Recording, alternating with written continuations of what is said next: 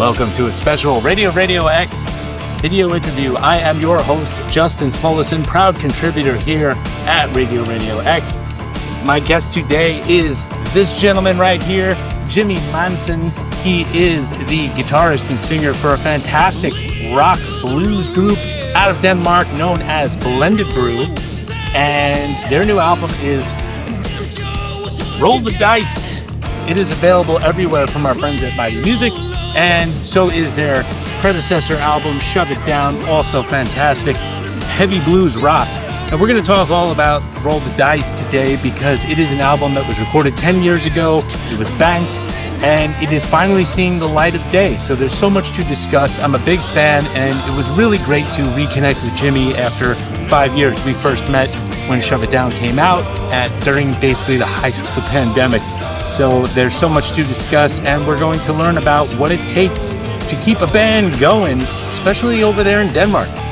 And you are hearing a clip of the title track off Roll the Dice. We're going to play some more clips later. Let's get to it. RadioRadioX audiences worldwide, please welcome Jimmy Månsson of Blended Brew. How are you, Jimmy? Good, thank you. How are you? Very good. We were talking before we were rolling. I first met you when Shove It Down came out, and that's a great album. And ever since then, I've always wondered, when is Blended Brew going to do a follow-up? And now you have. It's called Roll the Dice, and it's on Mighty Music, the brilliant minds at Mighty Music who released your records. And the thing that's so fascinating to me about this album is that most of these songs, if not all of them, were in the vault, right? Mm-hmm. They were like, the saying of "kill your darlings." Right. Those were the songs. Which is remarkable because they're so good. Now, these songs were written before Shove It Down was even recorded, right? Mm-hmm. So way before. So did you go back and re-record entire songs or certain parts? No. Actually, no.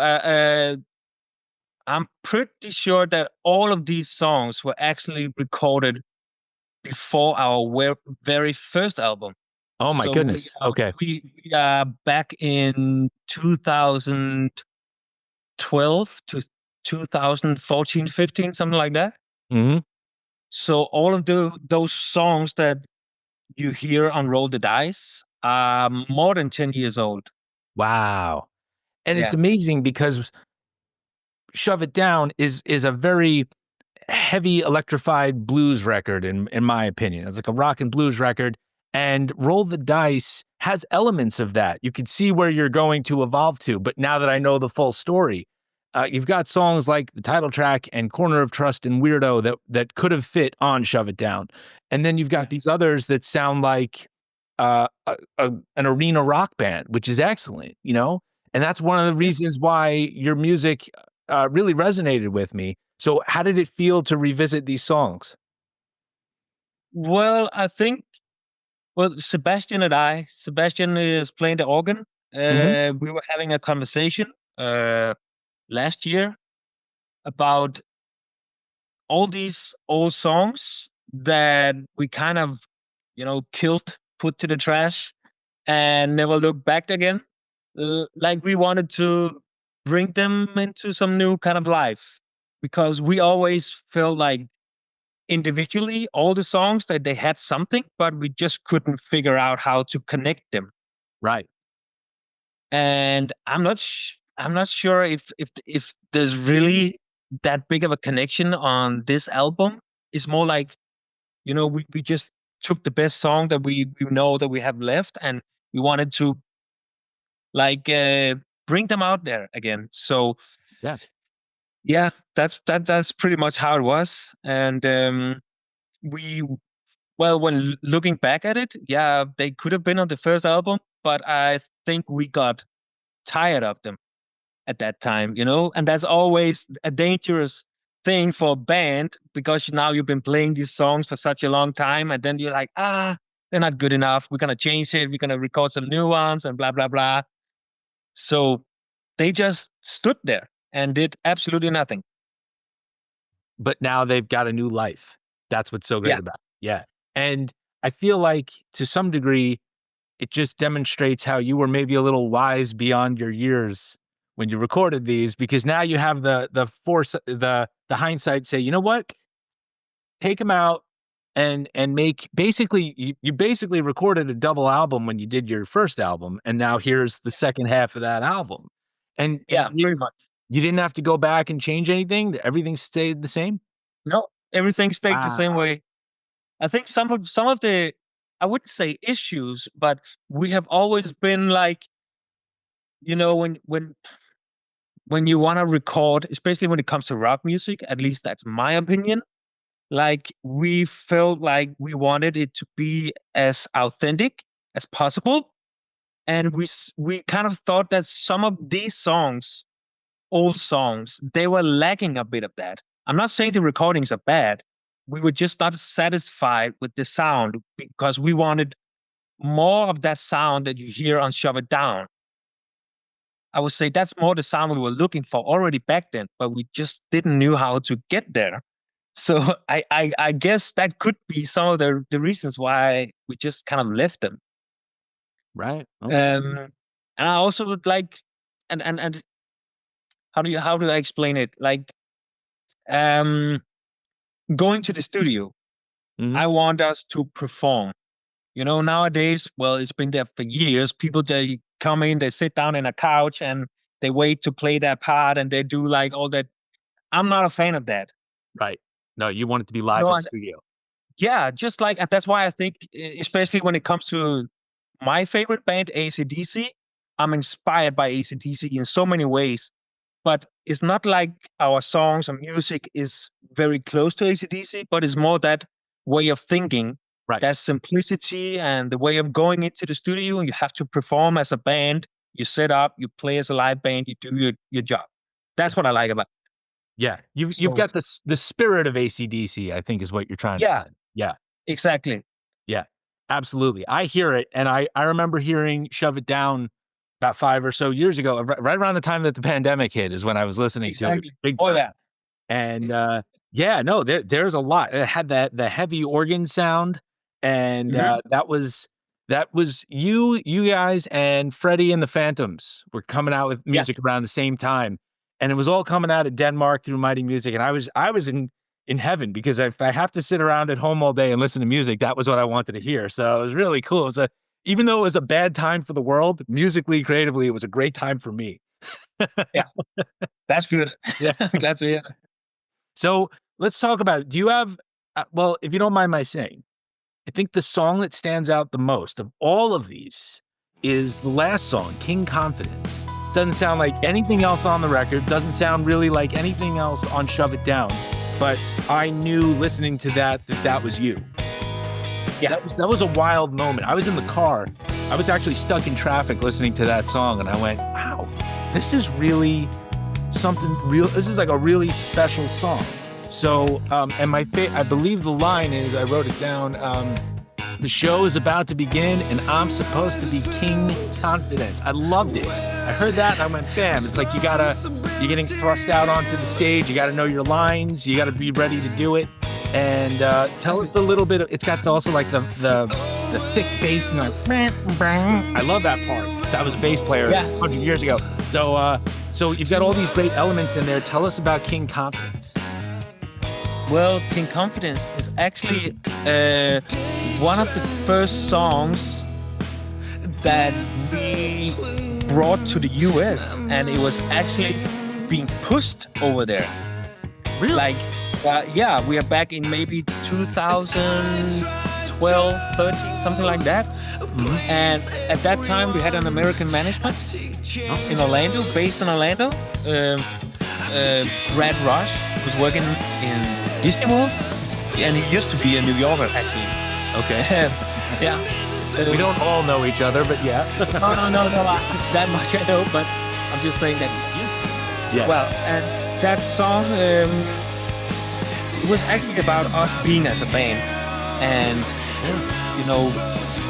about just throw away whatever kind of fear you have, and you need to just bring up that kind of confidence. If you want to do this, you have to show that you really mean it. Yep. And I still think to this day that this song is having something special. Definitely.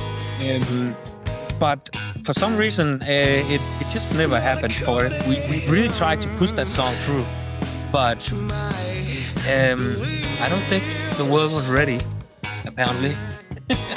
I think the world was missing out for about 13 years there, my friend. I really, I love it. That's a song I could leave on repeat a few times and really soak it all in, you know? Yeah. That's a great, and whose idea was it to do the get the little extra bass groove going on? I actually think it was my idea, and it came from the guitar part to begin with. And I think then we found out that the guitar and the bass, like doing those things together, that it just has something. Like, oh, that's it. Let's keep it. I'm playing in the final version of this interview. I am playing a clip of it right now, just so everybody can hear what we're talking about. I used to only leave that for the end of the interview, and then I realized nobody's going to have the attention span to remember what the hell we were talking about. So I'm playing the clip of it right now, and you can hear how this is kind of like it's a slowed down, bluesy, almost R&B kind of a groove, and it's not what you would expect from, you know, the band that did Weirdo just 3 tracks earlier on the album. So that's what I loved about it so much. And I just think it's a real standout, and I hope that you bust that out live, because I think that'd be a cool way to do it. Well, we used to do it. We used to play that song a lot, actually. And talking about Weirdo, like, it's a big contrast. Yeah, and I think also that's why our band name was always been Blended Brew, because we didn't want to represent only one feeling. You know, a lot of bands can get stuck to, we can only do this one feeling. Right. We always been very focused about, well, human beings, we do have all kind of feelings, so why not show all of them? Yeah. And that also, that's a great, well, you're in a position also, because you're in a trio now, and you do guitar, and you're obviously a very good singer. You got your guy, Lord Sebastian Grosset, who does piano, organ, and blues harp. And then you've got Christopher on drums. You used to be a quartet, now you're a trio again, right? Yeah. Yeah. Okay. And so you've got enough variety in the instruments that you play, and obviously somebody's doing bass. So you've got enough variety. Actually, it's me recording the bass line on Shove It Down. Right. Yeah. Right. So you can do enough that you can branch out within sort of like a rock, like a heavy rock blues core if you wanted to. Yeah. Yeah. And that's kind of what you did on Shove It Down. And it's funny because I hear it on Roll the Dice a little bit here and there. But I love how you basically had this extra album just waiting to be birthed. And yeah, it was, I don't know, it was just there. Yeah, it's great. So obviously I'm not going to say obviously. Is it safe to assume that you've written more songs since Shove It Down that are going to be recorded and released in a brand new studio album? Well, we always have songs. Okay. We do. But right now, I'm not sure where we are heading. Because everything changed also with the music scene, like going out on tours, planning out, traveling. Like it's just not what it used to be. So we have to figure out what makes us happy, and what makes us happy right now would be recording, being creative, just have fun doing music, and release it. You know, that would make the most sense. Okay. All right. So it's to be determined, I think we would say, right? It's out there. To be announced. It's out there. Okay, but and are there leftover songs from Shove It Down that might also see the light of day one day? I'm not sure about that, because we were way more productive when we recorded that album. Oh, okay. Actually, I have demo versions of all the songs on Shove It Down. So we actually recorded all the songs in our own little studio before we went to a more pro studio. Okay. And we already picked all the songs beforehand. So, all right. Nope. But there is songs. There is a few left over. Yeah. There's a few left over, and maybe that gets revisited one day. Who knows? Never know. Never know. And so, with that, what's going on right now? How do you write? Do you wait for nighttime, gets nice and dark and quiet, and then Jimmy starts sketching out ideas for songs? Well, actually, right now I'm not really playing that much. Honestly, I'm not. I think I'm in need of a break from music. Yeah, like I'm like sometimes you need new inspiration. Oh, I see. And Okay. you never know where it comes from, and so right now I don't really do much music, but normally, yeah, it's when I used to write more music, it was more like when it became dark, it made more sense. I don't know why. There's just something about all the quietness, and you can sit there all night, and then all of a sudden, morning. Because I remember when Shove It Down came out, I look at the cover, and here it is right here, and it's got a very Shakespearean theme to it. And so I kind of I imagine you maybe having a little brandy or something, and sitting there and bringing it out, and then showing it to the band. And I imagine you guys just playing it in like a dark cellar bar or something like that, playing it there and getting it good, and then bringing it to a studio. That's how I imagined it. Yeah, well, we have been playing all those small bars, that's for sure. Yeah, that's cool. Yeah, I don't remember. It just appeared somehow the way we recorded it. And when we meet up, we always like to jam out stuff. Like we're not like, of course, somebody has to bring like an actual idea, but from there we jammed it out. And yeah, you can hear that on. I remember Ancient Alien. That was the opener on Shove It Down, and that one you can hear like it's got the classic kind of blues rock riff, but you guys expand on it from there. I can hear where exactly. Yeah, totally. And the title track on that one's great. That's like, I always love that album, and I always wanted to see you guys. I wanted to see Blended Brew and Freddie and the Phantoms do a co-headline show. That's what I wanted to see. That would have been a nice show for sure. Yeah. Do you know those guys? Yeah, I know them not by person, but I know them like musically and from Target Records. Yeah. I've spoken with Freddie a couple of times also. He's really cool. He he organizes festivals out there. So yeah. So he's got his finger on the pulse of what's happening. When you do write music first, or do you have poems that you write and then you try to apply the music that way? That varies actually. Oh yeah. Yeah, it's different. Mostly it's something on an instrument. Like I have some kind of feeling and I try to play it out, whatever it is. And then I try to narrow down what I'm actually trying to express. Mm-hmm. And it can explode from there. Either I go still more music or I go into the lyrics. Yeah. There's no really like defined recipe of this is the exact way of doing it. It can be different. All right, cool. And when does Sebastian, how do we refer to him? Is it Lord Sebastian or is he Sebastian?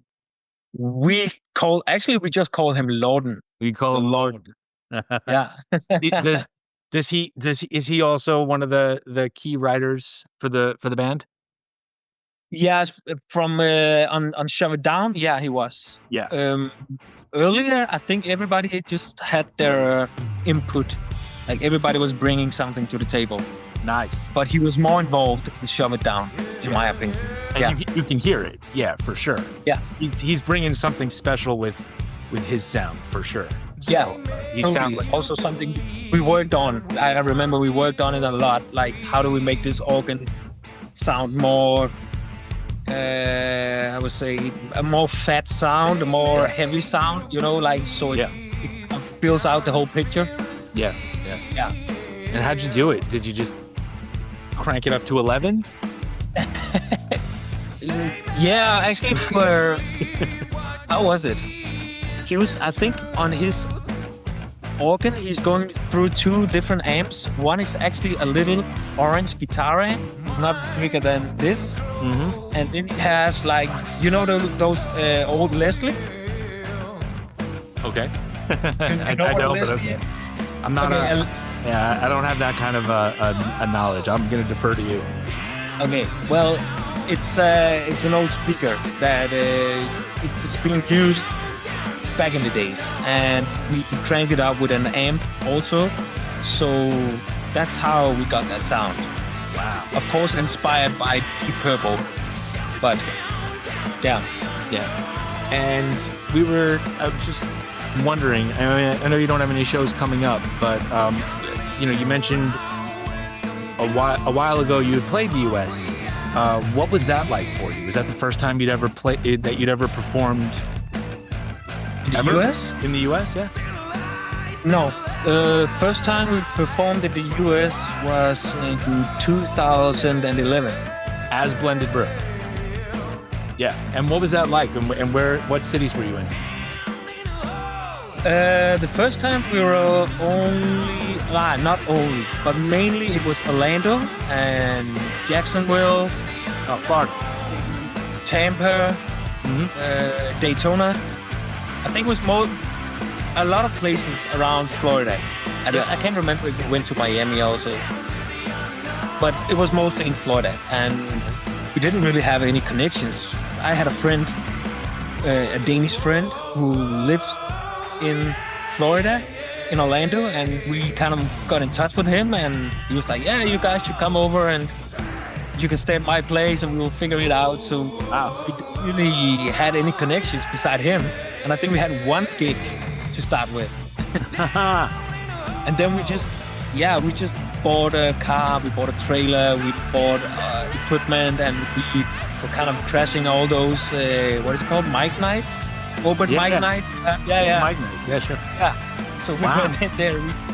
That's how we did it, and then people started to pay attention, and we got in touch with got a whole network. Wow. That way. Yeah. So you really just did the rock lifestyle. You picked up and went. That was it. That's amazing. Exactly. That's what we wanted. We always wanted to have that experience of being together as a bunch of friends and having this connection, which was the music, and just see where it could take us. Amazing. Wow. And what are the chances you would ever do something like that again? Well, that's what I was explaining it earlier. Like, it's not quite the same anymore. Yeah, no, I don't think it's going to be that easy. We are older now, and there's a little more responsibilities when it comes to paying different bills and whatnot. Yeah. So it's not that easy. All right. But you never know.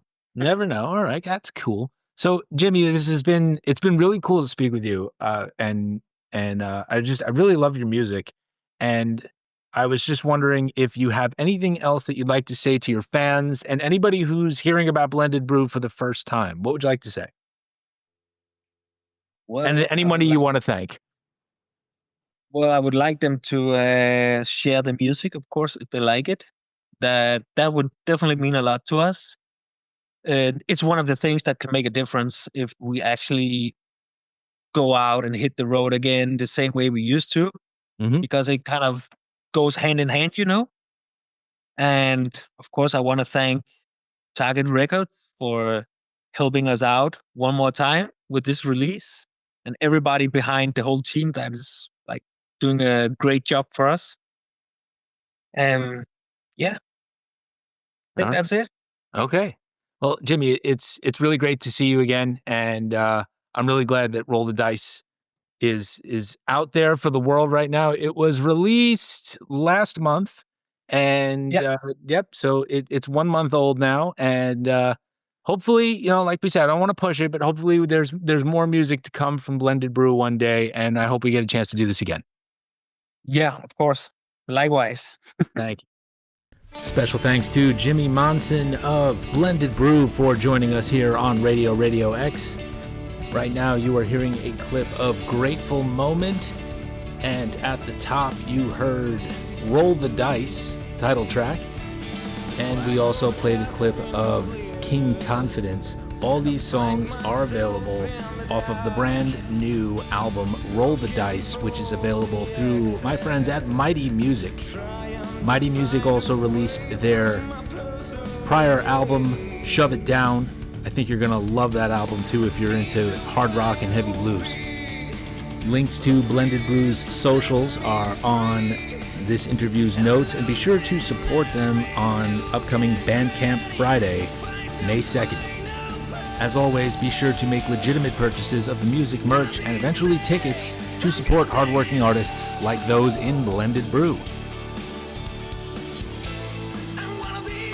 Be sure to head on over to RadioRadioX.com for all things music.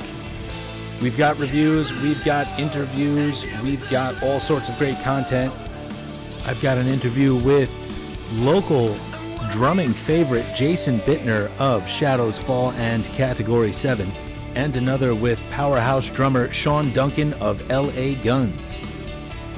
I've also got interviews with John Bush, the singer of Category 7 and Armored Saint, and Flotsam and Jetsam guitarist Michael Gilbert, and more. I'd like to thank Art and Rob and everyone over there at the RadioRadioX headquarters. Follow us on Facebook, Twitter, and all social channels.